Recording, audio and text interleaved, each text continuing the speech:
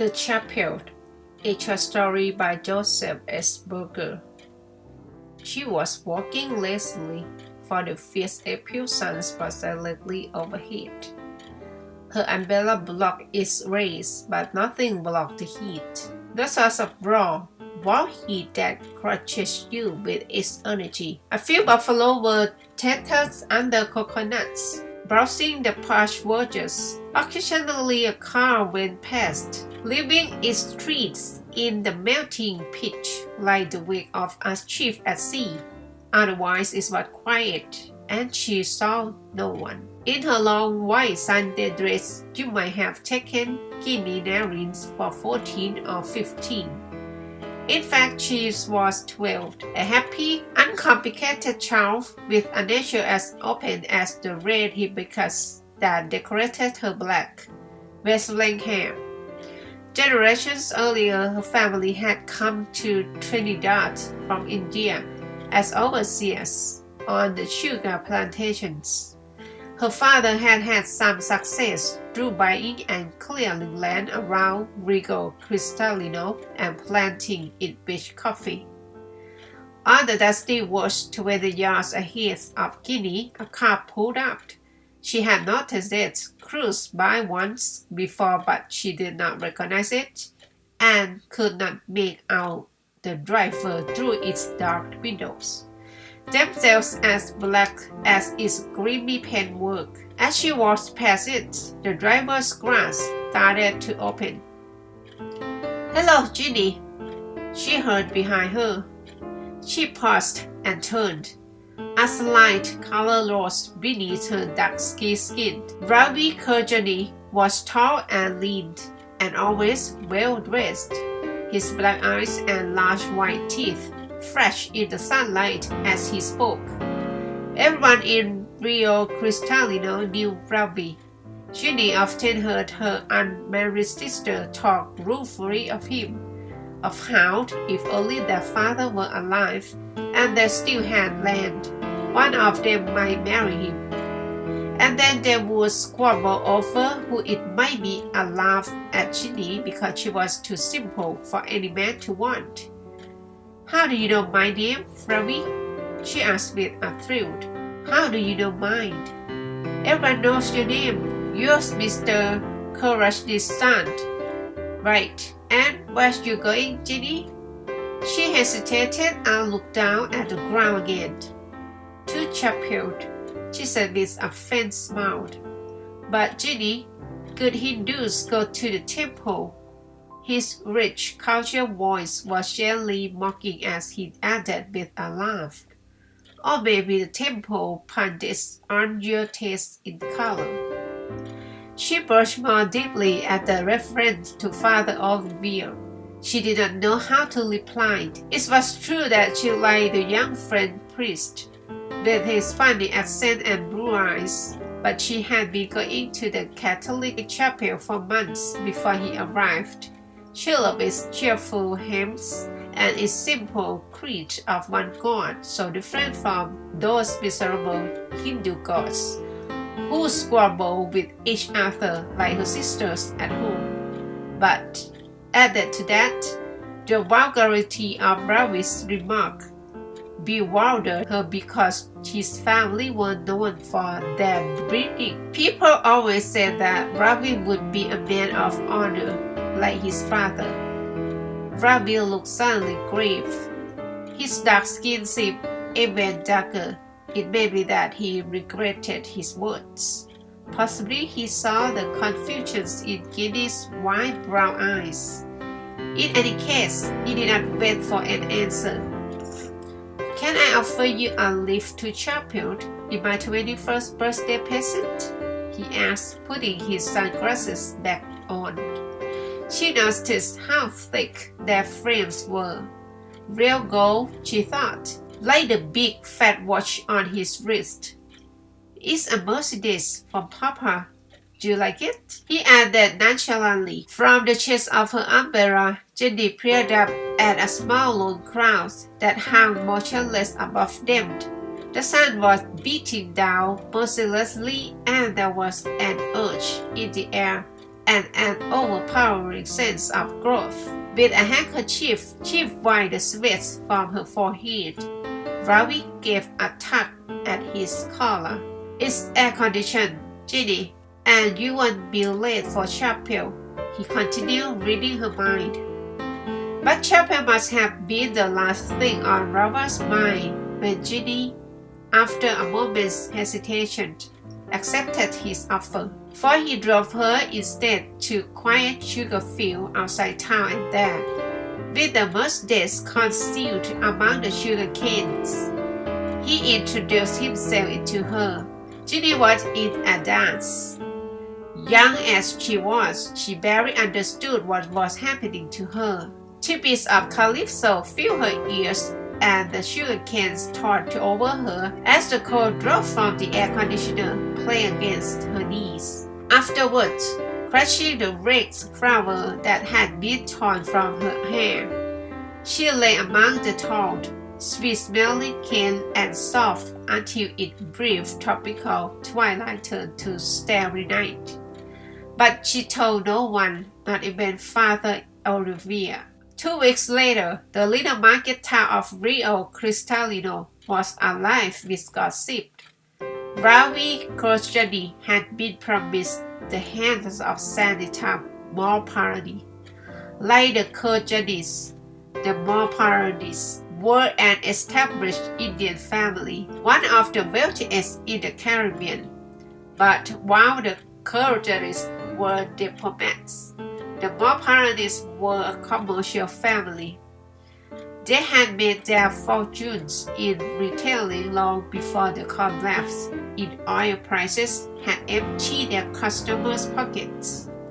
And now Malparani stores were scattered throughout Trinidad and some of the other islands. Prudently, they had diversified into banking and insurance, and as a result, their influence was felt at the highest level. It was a benevolent influence. Of course, they were abused, for people always said the Malparanis was a respectable family and well above reproach. They had houses in ports of Spain, Tobago, and Barbados, as well as in England and India. But their main residence was a magnificent, sprawling colonial-style mansion just to the north of Rio Cristalino.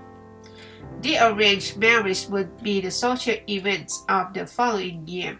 When Ginny heard of Ravi's engagement, the wrath she had conceived for him grew into a source of numb hatred. She was soon haunted by a longing to repay that heartless, arrogant brute. She would give anything to humiliate him, to see that really conceited grin wipe from his face. But outwardly she was unmoved. On weekdays, she went to school, and on Sundays, she went still to Father Olivia's afternoon service. "Girl, you sure does have a lot to confess to that Whitey," her mother would say to her each time she came home late from chapel. "He's not a Whitey, he's a man of God." "That's as may be, child, but don't forget he does be a man first." The months passed, and she did not see Ravi again. And then it rained. All through August, the rain hardly stopped. It rattled persistently on the Gowan's nice roofs until you thought you would go mad with the noise. And if it stopped, the air was as sticky as treacle, and you prayed for it to rain again. Then one day in October, towards the end of the wet season, when Ginny's family was celebrating her only brother's 18th birthday, something happened that she had been dreading for weeks. She was lying in the hammock on the balcony, praying with her 6-year-old nephew, Penny. Suddenly, Penny cried out, "Ginny, why are you so fat?" Throughout the little frame house, all celebration stopped. On the balcony, curious eyes were turned upon Ginny, and you could see what the boy meant. "God have mercy on you, Virginia. Watch the shape of your belly, cries Mrs. Narine, exploding with indignation and pulling her daughters indoors, away from the prying neighbors' ears. Her voice was loud and hard, and there was a blackness in her eyes, like the blackness of the skies before thunder. How could she have been so blind? She cursed herself for it, and harsh questions burst from her lips. How does you bring such shame upon us, girl? What worthless layabouts that you throw yourself upon? What man will have you now? No decent man, that does be sure. And why does you bracken your father's name like this at your age? The man as didn't even live to see you born. Thank the gods he didn't have to know of this. You sure got some explaining to your precious man of God, child. At last her words were exhausted, and she sat down heavily, her weak heart pounding dangerously, and her chest heaving from the exertions of her outburst. Then Jenny told her mother of the afternoon that Ravage Kerjani had raped her. There was a long silence after that, and all you could hear was Mrs. Narine wheezing. When at last she spoke, her words were heavy and disjointed. If anybody have to get damnation, that Kerjani's boys get it, she said. Jenny's sisters were awestruck. Shall we take her over to the health center, Ma? Asked Indra. The midwife comes today. Is she a crazy girl? You does know how that woman does run she mouth like a duck's bottom. You all leave this to me. That night, Mrs. Narine took her young daughter to see Dr. Khan, an old friend of her husband, whose discretions she could count on. There was no doubt about it, the child was pregnant. And what can us do, Dr. Khan? Asked Mrs. Narine. Marry her off, quick as you can. The lean old doctor replied bluntly. Mrs. Narine scoffed. Who would take her now, doctor? I just beg you, there's nothing you can do for us. A welcome breeze came through the slats of surgery windows. Outside you could hear the shrill, persistent sounds of cicadas, while mosquitoes crowded at the screens, attracted by the bare bulb over the simple desk. Dr. Khan sighed and peered over the frames of his glasses. Then he lowered his voice and spoke wearily, like a man who has said the same thing many times. I might arrange something for the baby once it's born, but it must be born, my dear. Your daughter is slimly built. She's young, a child herself. To you, she looks barely 3 months pregnant. Don't fool yourself. If the dates she's given us are correct, in 3 months she'll be full term. Anything now would be too messy. And if it's born, asked Mrs. Narine falteringly. If it's born, what does happen then? No, Ma, I want it anyway. I want to keep it, said Ginny quietly. Don't be a fool, child. It's my baby, Ma. I want to have it. I want to keep it. And who's to look after you and pay for the baby? Even if that courageous does agree to pay, who does you hope to marry? I marry, don't worry. You'll marry. You just be a fool. Who will you marry? Kerjani, Ma.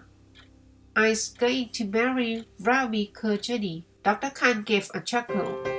So, your daughter is not such a fool as you think, he said. I told you to marry her off, and the Kerjani boys was tried. What does she have to lose? She's too clever. So Ravi Kerjani was confronted with the pregnant Ginny and reminded of that Sunday afternoon in the dry season when the cane were ready for harvesting. To the surprise of Nerins, he did not argue at all. He offered at once to marry Ginny. It may be that for him it was a welcome opportunity to escape a connubial arrangement for which he had little appetite. Though Sanita Moparani indisputably had background, nobody ever pretended that she had looks. Or possibly he foresaw awkward police questions that might have been difficult to answer once the fruit of his desire saw the light of day. Mrs. Nerin was staggered. Even Ginny was surprised at how little resistance he put up. Perhaps, she thought with a wry smile, he's not really so bad.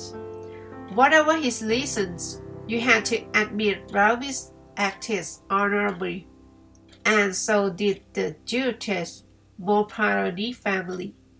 If privately they felt their humiliation keenly, publicly they bore it with composure, and people were amazed that they remained on speaking terms with the man who had insulted one of their women and broken her heart. Sunita's 5 brothers even invited Ravi to spend the day with them at their seaside villa in Mayuro.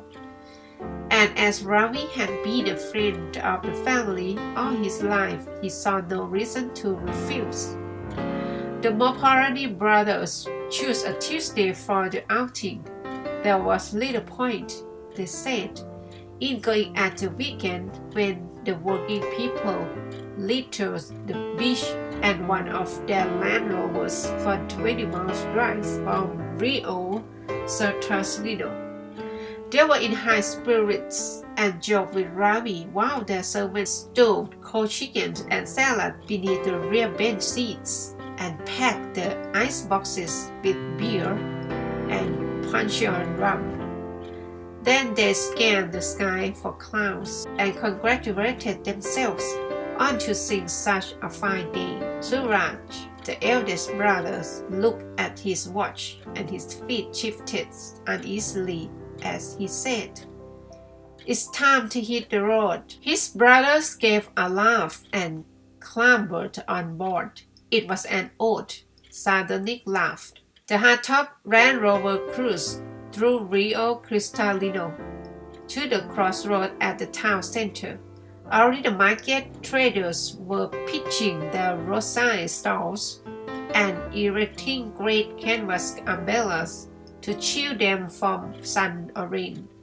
The promise of commerce was in the air, and the traders looked about expectantly as they loaded their stalls with fresh mangoes or put the finishing touches to displays of canned melons, whose fleshy pink innards glistened succulently under cellophane. The Land Rover turned east toward Mayaro and moments later was passing the cemetery on the edge of town. The road to the coast was busy with traffic in both directions, still carrying produce to market, and the frequent bends and potholes made the journey slow. At last, on an uphill street about 6 miles from Mayuro, the Land Rover was able to pick up speed. Its ripped tires beat on the reflector studs like a drum roll, and the early morning sun flashed through the coconut palms. Suddenly, a terrible thing happened. The rear door of the Land Rover swung open and Ravi Kurajit tumbled out, falling helplessly beneath the wheels of a heavily landed truck. At the inquest, the coroner acknowledged that the nature and extent of Ravi's injuries made it impossible to determine whether he was killed instantly by the fall or subsequently by truck. But it was clear at least, he felt, that Ravi had been alive when he fell from the Land Rover. The verdict was death due to misadventure. 3 days later, Ravi's remains were cremated according to Hindu rites.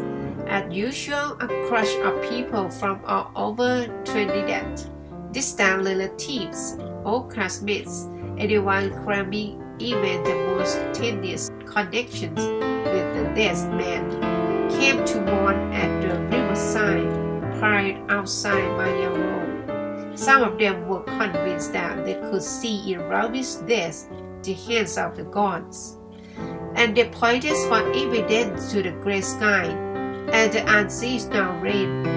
But the flame defied the rain, and the stench of burning flesh filled the air. A few spoke darkly of murder. Did not the Moparadis have a compelling motive, and not by chance did they have the opportunity and the means? But mostly they agreed that it was a tragic accident. It made little difference that it was a Moparadi truck that had finished Ravi off. Moparadi trucks were everywhere. Then they watched as the ashes were thrown into the muddy Artois River, soon to be lost in the warm waters of the Atlantic. Anyway, said one old mourner with a shrug, who are we to ask questions? The police crossed their files on the case before the boy was called, and he choked the last of the rain from his umbrella and slapped impatiently at a mosquito. You might have thought that the shock of Ravi's death would have induced Jeannie's premature delivery, but quite the reverse. She attended the inquest and she mourned at the funeral. The expected death came and went. 6 more weeks elapsed before Jeannie, by now 13, gave birth to a son at the public maternity hospital in San Fernando. When they saw the baby, the nurses glanced anxiously at each other. Then they looked him away without letting Jeannie see him. Eventually, they returned with one of the doctor, a big superior, who assumed his most unruffled beside manner to reassure Jeannie that the baby was well. It's true, he's a little pasty, my dear, he says as a nurse pressed the baby in Jeannie's arm. But, you see, that'd be the late delivery. And don't forget, you're very young and you've both had a lifetime. But a day, 3 days, his eyes turned. He should have a healthy color. Jeannie looked into her son's blue eyes and kissed them.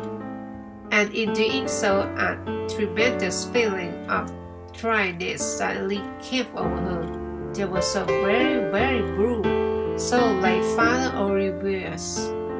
She sighed at the irony of it all.